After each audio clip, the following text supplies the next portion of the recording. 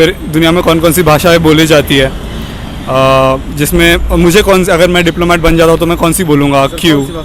मैंने फ्रेंच बोला। Sir French में जानता हूँ। अच्छा, हाँ, मुझे भी यही पूछा आप जानते हो क्या, और क्यों फ्रेंच लिया, तो मैंने बोला कि भाई यूरोपियन यूनियन वगैरह वो सब वो था। फिर अचानक से एकदम रैंडमली फिर केमिकल इंजीनियरिंग की तरफ चले गए। सबसे बड़ा प्लांट कहाँ पे है दुनिया का, वर्ल्ड रिफाइनरी, जो रिलायंस का था जामनगर में, वो पूछा। फिर अचानक से शिफ्ट हुआ, क्या करते, इंडिया ने क्या क्या किया है एम्प्लॉयमेंट के लिए रूरल एरियाज़ में, तो मनरेगा स्कीम्स वगैरह ये सब है। फिर मनरेगा स्कीम्स पे चले गए, उसका बजट अलोकेशन। फिर उसके बाद वापस हम IR पे चले गए, पाकिस्तान में भी जो चेंज हुआ, फिर उससे क्या इफेक्ट होगा ऐसा वगैरह। बहुत शिफ्टिंग, जैसे मेंबर शिफ्ट हो रहे थे। मुझे ऐसा लगा था कि एक मेंबर ऐसे पूछेगा, लेकिन जिस मेंबर ने पहले पूछ लिया था वो भी वापस पूछा, चेयरमैन मैम वापस पूछी। फिर लास्ट चेयरमैन ने पूछा कि ऐसा क्या मुझ में खास है कि मैं डिप्लोमेट अच्छा बन पाऊँगा, इंडियन फॉरेन सर्विस मेरा फर्स्ट है, तो क्या क्या ऐसी चीज़ें मुझे दूसरों से अलग है।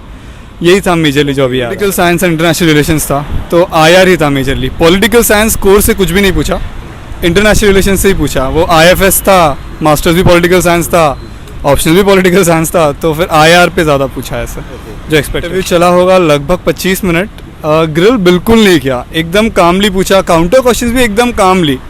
जैसे मनरेगा, तो फिर उन्होंने ही बताया कि और मनरेगा के लिए क्या क्या किया है, फिर और मेरे विचार पूछे। तो ग्रिलिंग बिल्कुल नहीं होती है, मॉक्स में कुछ कुछ कर देते ग्रिलिंग, यहाँ पे तो ऐसे मतलब जैसे बच्चे समान हूँ मैं, वैसे एकदम प्यार से हंसी तरह से पूछे थे, कोई इशू आता है। तो मेजरली ऐसा कॉन्वर्सेशन होता है, अपन माइंडसेट से जाते हैं कि भाई क्या ही पूछ लेंगे, आई डोंट नो बोलना पड़ेगा, लेकिन एकदम चिल कॉन्वर्सेशन होता है, वो जानना चाहते तुम्हारे बारे में, वैसा ही था। पहले टर्म में प्री नहीं हुआ, 88 मार्क्स थे, तो मॉक्स बहुत कम दिए थे। तो फिर नेक्स्ट टर्म में मॉक्स दिए और रिवीजन ज़्यादा की। पहले टर्म में 23 मार्क्स दिए थे, अगले में 50 दिए, तो प्री हो गया। फिर मेंस में सेम मिस्टेक की, मार्क्स नहीं दिए तो मेंस रुक गया 1 मार्क से, कट ऑफ रुक गया था इंटरव्यू का। फिर थर्ड अटेम्प्ट में वो क्लियर किया कि फिर उसके मार्क्स दिए, फिर अब मेंस हो गया। अब इंटरव्यू के मार्क्स दे रखा था, तो अब देखते हैं कैसे। मुझे लगता है पॉसिबल तो है। मैंने कोचिंग ली थी 2018-2019 में। मुझे कुछ सब्जेक्ट्स में बहुत ज़्यादा हेल्प हुआ है, इकोनॉमिक्स, पॉलिटी, क्योंकि मेरा बैकग्राउंड था नहीं। तो जिस तरह से उन्होंने पढ़ाया वो बहुत ज़्यादा अच्छा था, मेंस के लिए खासकर। और फिर बाकी कुछ सब्जेक्ट्स है जिसमें अभी उन्होंने बहुत ज़्यादा लेक्चर्स है, साइंस एंड टेक वगैरह, जो मुझे लगा इतने ये नहीं है। तो सिलेक्टिवली कुछ सब्जेक्ट्स बहुत अच्छे थे, बहुत मज़ा आया पढ़ के, लेकिन ओवरऑल मुझे लगता है बिना कोचिंग के भी हो सकता है। अगर आप 2024 में अटेम्प्ट्स देने जा रहे हैं तो इस वीडियो को ध्यान से सुनना। PW ने स्टूडेंट्स के हाई डिमांड्स को देखते हुए फाउंडेशन 2.0 लॉन्च कर दिया है। अगर आपका ड्रीम है सिविल सर्विस का और अभी तक आपने तैयारी स्टार्ट नहीं करी है, तो मुझे लगता है सबसे अच्छा मौका है। फाउंडेशन कोर्स का मतलब है कि 0 से लेकर एडवांस लेवल। 26 जनवरी को PW ने UPSC वाला कोर्स लॉन्च कर दिया है। संकल्प 2.0 2024 एस्पिरेंट के लिए इंग्लिश और हिंदी दोनों मीडियम के लिए, और सेकंड बेस्ट टाइटन 2.0 2024 एस्पिरेंट के लिए इंग्लिश मीडियम के लिए 20 फरवरी से स्टार्ट होने जा रहा है। इसमें बैच में आपको शुरुआत से सब कुछ पढ़ाया जाएगा, टाइम पर सिलेबस कवर किया जाएगा, CSET का भी सब कुछ होगा। इन सारे कोर्स का लिंक आपको मैं डिस्क्रिप्शन में दे रहा हूं। इसमें आपको इंडिया की टॉप फैकल्टीज पढ़ाएगी और साथ ही साथ 17 मंथ तक लाइव क्लासेस चलेगी और अपनी UPSC की जर्नी को आप शानदार बना पाएंगे। अगर आप 2024 में सपना को साकार करना है, तो सबसे पहले आप डिस्क्रिप्शन में दिए गए लिंक पर जाएं और अपनी हालातों के अनुसार सब्सक्रिप्शन लें और अपनी UPSC की जर्नी को शानदार बनाएं। दोस्तों, अगर आपने डिसाइड कर लिया है कि सब्सक्रिप्शन लेना है, तो 500 रुपए का और डिस्काउंट पाने के लिए आप मेरा कोड SVO इस्तेमाल करना ना भूलें। वीडियो को कंटिन्यू करते हैं, बात करते हैं। से स्टार्ट करूंगा। जब स्टार्ट करते हो तो बेस्ट है कि टॉपर स्टॉक देखो, जिन लोग का हो चुका है वो क्या बोल रहा है। अपने बैकग्राउंड से देखो, जिनका फर्स्ट अटेम्प्ट है उनका देखो, जिनका फोर्थ में हुआ है। तो ऐसे तुम अगर 40-50 स्टॉक्स देख लोगे, जैसा भी कोई ये बंदा देख रहा है, तो वैसे उस हिसाब से वो देखो और फिर एक खुद का मिनिमम प्रोग्राम बनाओ। मुझे ऐसा लगता है कि प्रीलिम्स के लिए खासकर जैसे मॉक्स देना बहुत ज़रूरी है और रिवीजन करना बहुत ज़रूरी है। बहुत सारे लोग, जैसे मैं फर्स्ट अटेम्प्ट में था, रिवीजन पे बहुत ज़्यादा फोकस करते हैं और मॉक्स से डरते हैं, भाई कम मार्क्स आ जाएंगे, 40 मार्क्स आ जाएंगे, तो उसके कारण वो चीज़ थोड़ी निगलेक्ट हो जाती है। तो मुझे अगर ऐसा होता कि सोर्सेज जो अपने हैं सबके फिक्स है, मेजरली पॉलिटी के लिए लक्ष्मीकांत, मॉडर्न हिस्ट्री के लिए स्पेक्ट्रम, इकोनॉमिक्स के लिए मेरे बाजीराम के नोट्स थे और मृणाल सर के भी नोट्स आते हैं, वो थे मेजरली।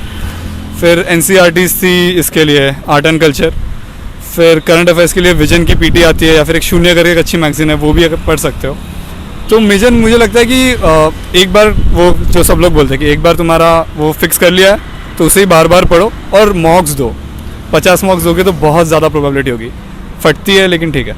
जैसे प्रीलिम्स के लिए जो चीज़ है मॉक, जो लोग नहीं देते डरते हैं, वैसे ही मेंस के लिए है 3 घंटे का टेस्ट लिखना, 1 घंटे में 2 टेस्ट लिखना, डेली आंसर राइटिंग करना और प्रीवियस ईयर क्वेश्चन जो प्रीलिम्स के लिए भी है। बहुत सारे लोग निगलेक्ट करते हैं मेंस के लिए भी, क्योंकि वो थोड़ा डिफिकल्ट होता है, आंसर्स करने में बहुत प्रॉब्लम होता है।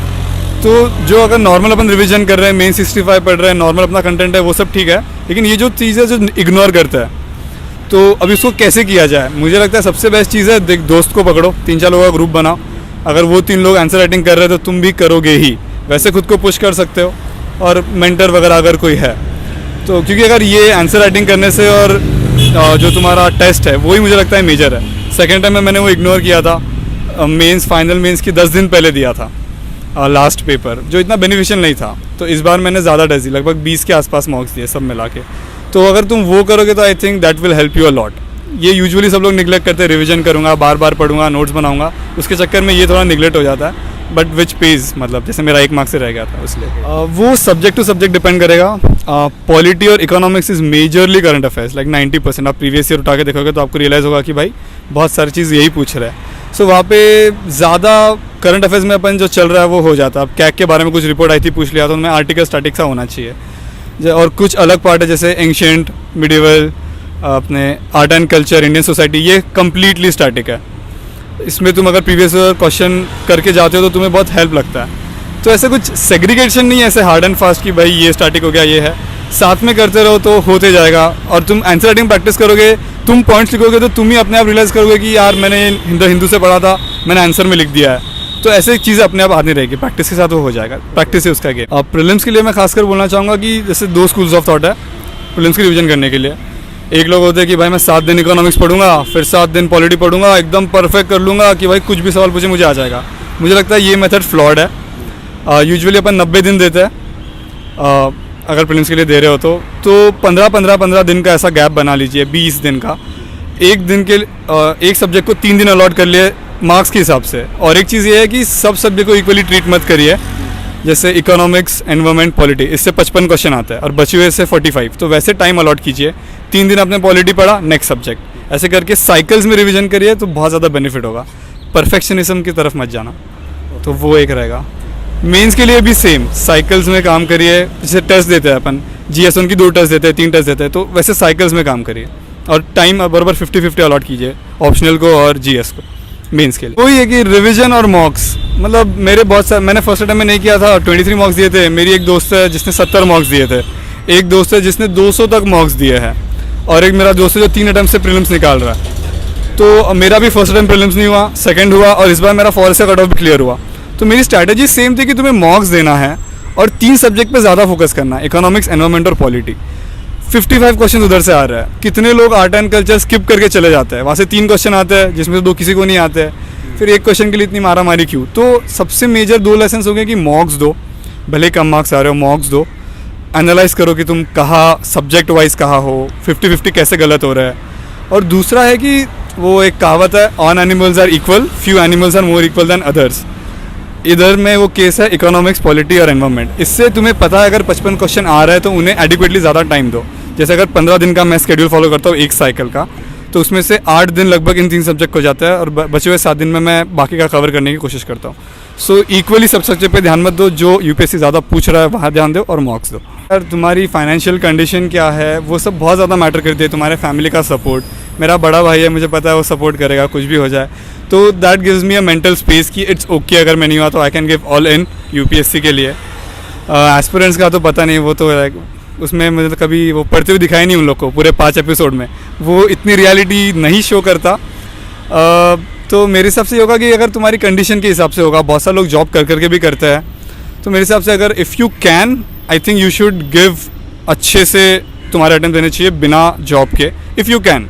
If you can't, there are so many examples जिन्होंने क्लियर किया है जॉब करते करते। Third attempt is the usual attempt जहाँ पे लोगों का होता है। सो इट्स ओके अगर फर्स्ट या सेकंड में नहीं हुआ, एटलीस्ट मैं तो खुद को यही बोलता हूँ। तो ऐसे करके तुम कर भी सकते हो, that depends on person to person.